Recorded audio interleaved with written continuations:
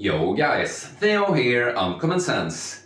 Risen from the dead after a dry fast and a cold that I caught during said dry fast. So in this video I'm gonna give you a little update what's been going on with my cutting and fasting, what will be going on, and I'm also gonna talk a little bit about why I like the 60-hour fast for lifters specifically. But as I'm actually here right at the end of a 60-hour fast, or it's actually like 65 hours now, might as well show the break fast on camera too, right? Before we go on. So, well, here, I haven't eaten in 65 hours, and here we have what would be like my typical breakfast meal, just a little bit more of some things. More orange juice, because I wanna load up on carbs now and get back on track with the training. I have this kefir, Greek yogurt, protein, honey, berry, heaven. But with a little bit more honey than I usually put in there, and I've been going lower on the Greek yogurt and higher on the kefir just because I want to use my calorie budget, so to say, more for carbs. So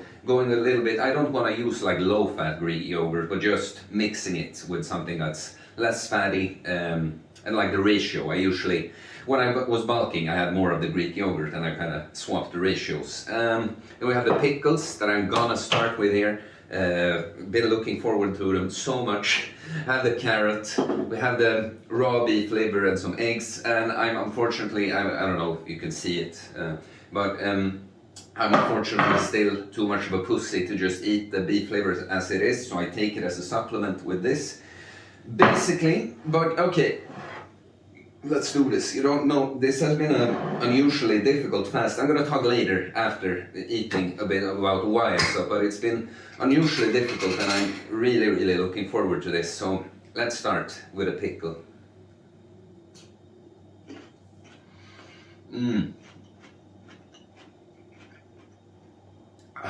I wanted this so bad when I was going to sleep yesterday.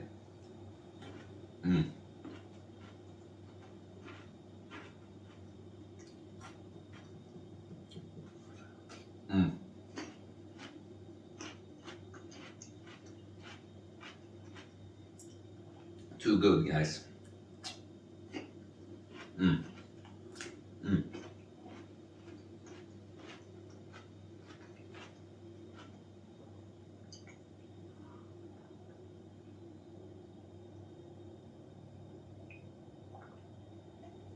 The typical taking the glass and not thinking about it, but ending up just chugging the whole glass. So just take a bite of this so you can see me really enjoy it, but then I'm gonna pause the video, eat the rest, and I'm gonna get back to you guys.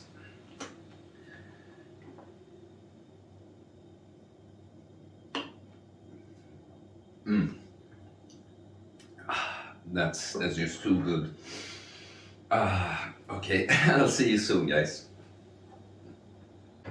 Alright guys, that meal was amazing, and I had a sauna just before breaking the fast, or I did go on a little walk just responding to some voice messages, and I will take a longer walk now just to promote faster glycogen retention in the muscles after breaking the fast, get some sun. But first, let's update you guys on what's been going on. So it's all kind of a blur, because I did this dry fast, hard dry fast, no eating food, no drinking water, not even touching water, and stimulant free, no snus, no nicotine pouches, and no coffee.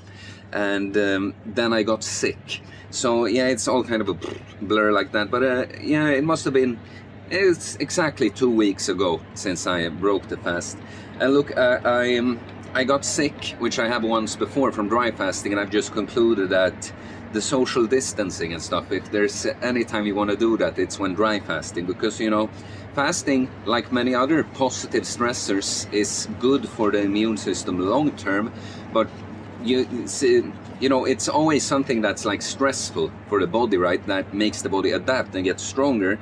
So just as you could get sick from, cold and exercise are good for the immune system, but of course you could catch a cold while going outside when it's really cold and running fast. And it's kind of the same with a fast. Of course, dry fasted, you're just in a much weaker state, right? So it was on the last evening, when I was like over 48 hours in, I was just so bored, and a friend asked if I wanted to come over. I was like, yeah, I just wanted to make time pass by. But as soon as I sat down in, like, you know, peak traffic, basically just packed with people, I realized this is not a good idea. And very soon after that, I started feeling something in my throat. And see, it's been very stubborn. I feel good now, but it's just little, you know, crap left there. But yeah, no fever, just a very runny nose and a cough. But yeah, the weather throughout the fast and when I was sick was terrible. You know, it was raining, you know, snow mixed with rain, very windy and cold.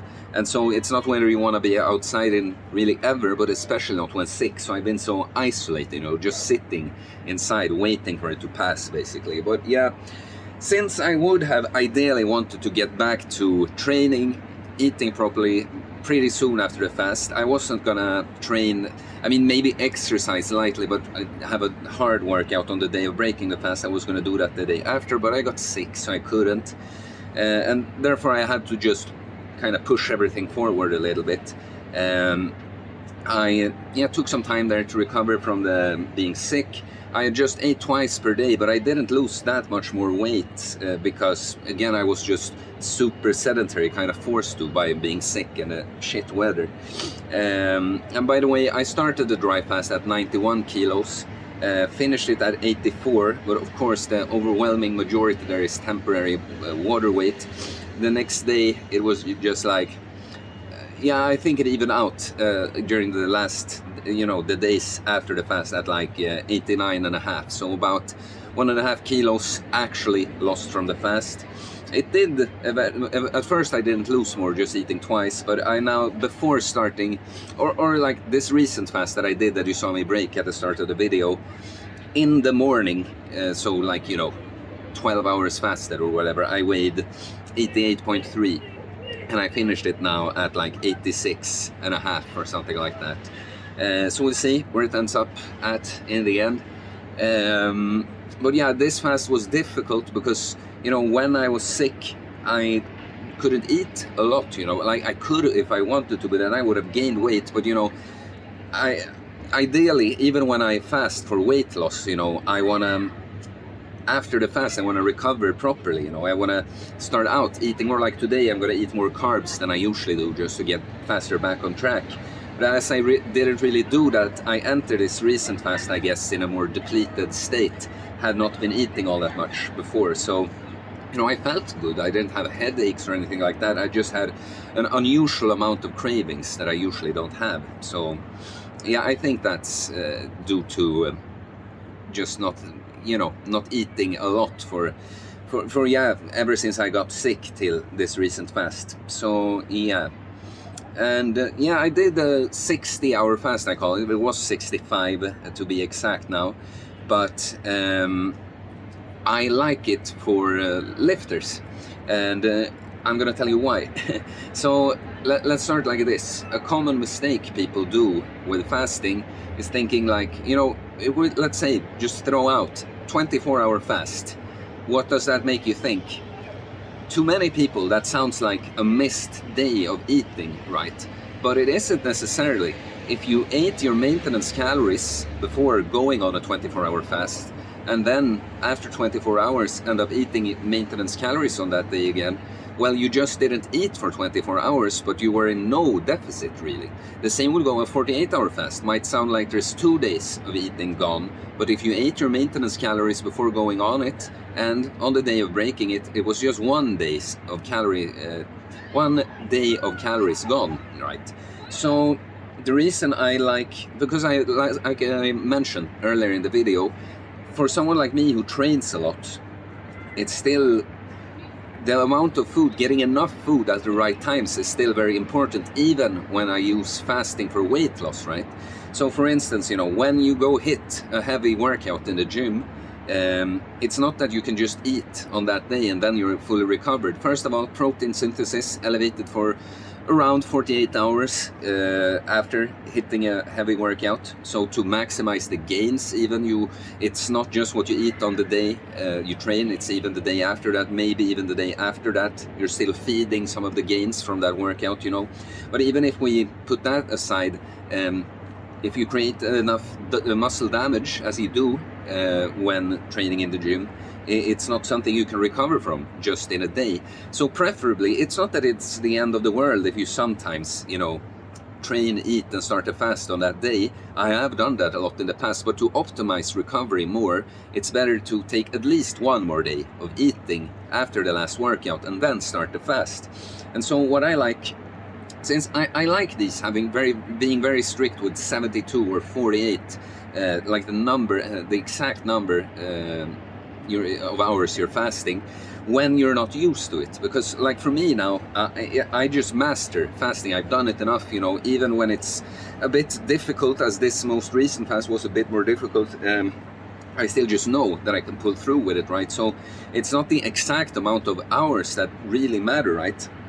It's it's getting a caloric deficit and losing weight, but also managing recovery, nutrition for recovery and performance the best I can. So what I like to do, when you say it's a 60-hour fast, or let's say it's a 2.5 day fast, what I like with it is that I can get 2 days gone, 2 days of eating gone, that kind of deficit, but the day of starting the fast and breaking the fast is exactly, I mean, of course I might change the proportions of the food a little bit, but you know, I can just have I usually eat 3 meals, you know. I can usually I will eat two many times here, but just for the example's sake now, I can have my 3 meals and like in an 8-hour eating window that I have most of the time, and then start the fast. Then I don't eat the next day, and I don't eat the day after that, but then I break the fast when I usually would have breakfast on the 3rd day, right? So it's since the amount of hours isn't really that important, it's just I'm going for a certain deficit, and you look, it's what I want to, it's really not specifically only the 60-hour fast, it's just that not thinking about it in terms of exact days like this, you know. Again, that's more important when you're just gonna get into fasting. You don't want to let yourself, you know, finish the fast too early, just getting into discipline and get down, just establish that when you set out to fast for a certain amount of hours, you can, you know. Yeah, but it's more, so it's more the introducing the 1.5 day fast, you know. Specifically why I say the 60-hour is because when, you know, you're already, you know, like me, I'm like lean medically, but in fitness standards I'm a little fluffy, you know, but when I'm gonna get more ripped, but I'm not fat, you know. It's not that I have a huge excess of body fat to eat from, and I train a lot, you know.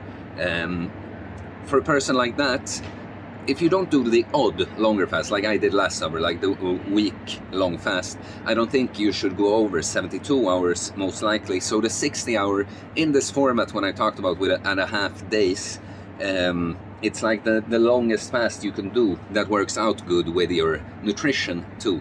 It's like the, in a sense, the most bang for your buck, like weight loss contra being able to manage nutrition well for recovery and performance. So yeah, on a day like this, you know, I broke it as I was talking about. When I was breaking it, I keep it a little bit higher carbs. Gonna leave it like a couple hours till I go hit the gym, and hopefully I've been able to take up some of those fast digesting carbs in the honey and juice, and yeah, then I'll be able to eat. We'll see if I even eat once or twice after this today. Like I'm thinking, I will most likely eat a bit more for the 1st and 2nd day after breaking a fast, and then going down to eating mostly 2 meals. It's again, I just want to replenish the glycogen stores after depleting them with a fast, because I've been feeling, okay, that was something I've felt when I got back to, I got in like 2 upper body and 2 lower body workouts after being sick and before going on this fast, and I felt like the strength was there, but again, because I had been eating less, I just gassed out a lot. And I can tell, so it's so similar feeling from training fasted or training on a low carb diet. I mean, I guess I ended up eating low carb, you know, relative to me there, because I just ate less in general.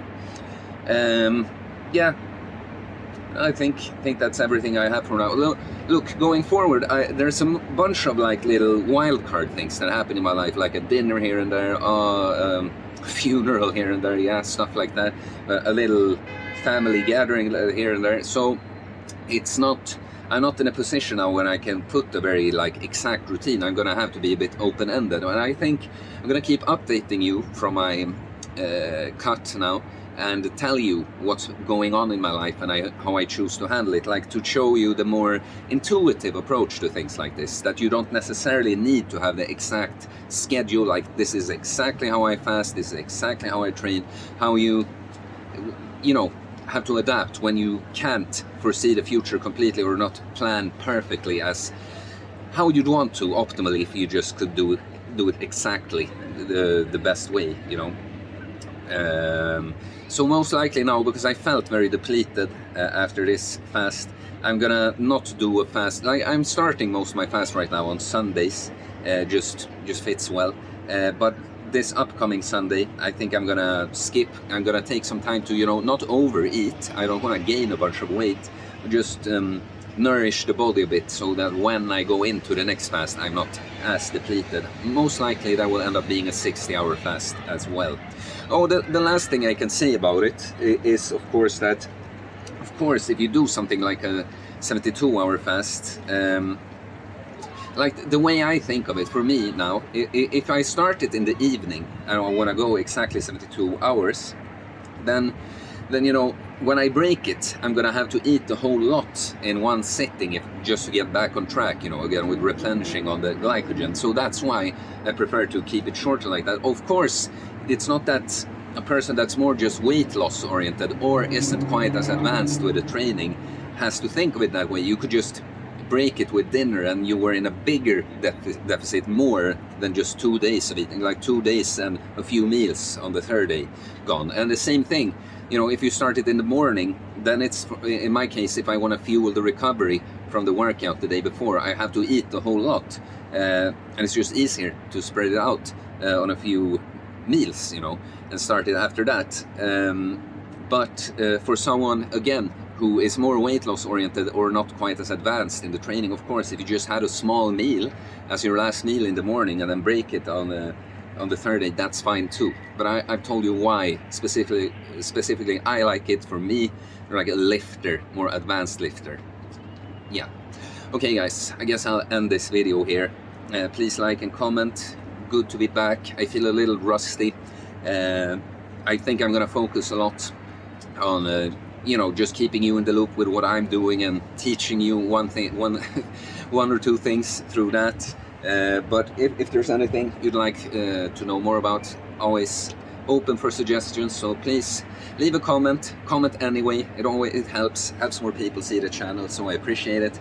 Please subscribe for more content about fitness, fasting, building muscle, losing weight, self-improvement, uncommon sense takes on many different things. Okay guys, good to be back.